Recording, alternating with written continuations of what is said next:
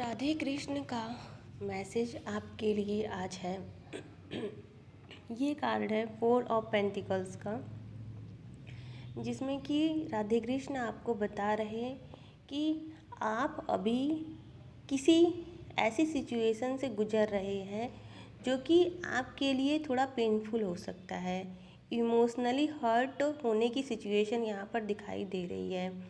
तो आपको ये बताया जा रहा है कि आपको परेशान नहीं होना है। राधे कृष्ण हमेशा आपके साथ हैं, आपको गाइड करने के लिए, आपको सही डायरेक्शन दिखाने के लिए, आपको आपकी इंट्यूशन पावर सही करने के लिए बस आपको विश्वास करना है। और कभी भी अपने आप को अकेला नहीं समझना है, क्योंकि ये जो यूनिवर्स है, ये जो अर्थ है, ये जो वर्ल्ड है, नेचर है, इसके कण कण में ईश्वर विद्यमान है।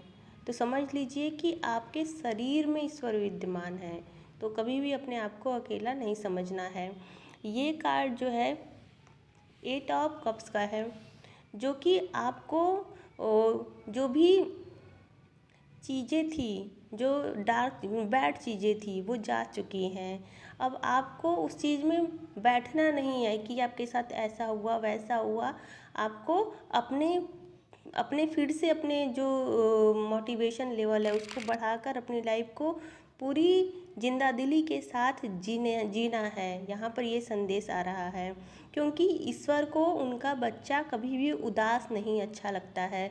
वो चाहते हैं कि आप लेसन को सीखें और अपनी लाइफ में हंसते हुए आगे बढ़ें और जीवन के सत्य को समझें, इस कर्म के चक्र को समझें, जीवन के चक्र को समझें।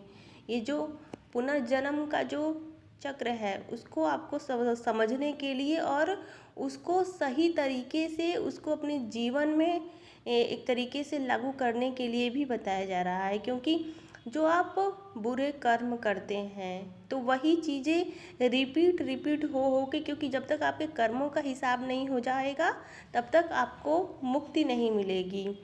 इसीलिए कहा जाता है कि कर्म को शुद्ध करिए। ये जो जीवन आपको दिया जा रहा है सिर्फ और सिर्फ कर्मों का खेल है।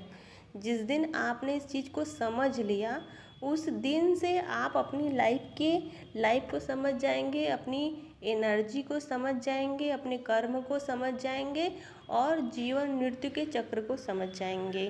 तो यहाँ पर राधे कृष्ण जी का संदेश यही है कि सही चीज़ को समझने का प्रयास करिए।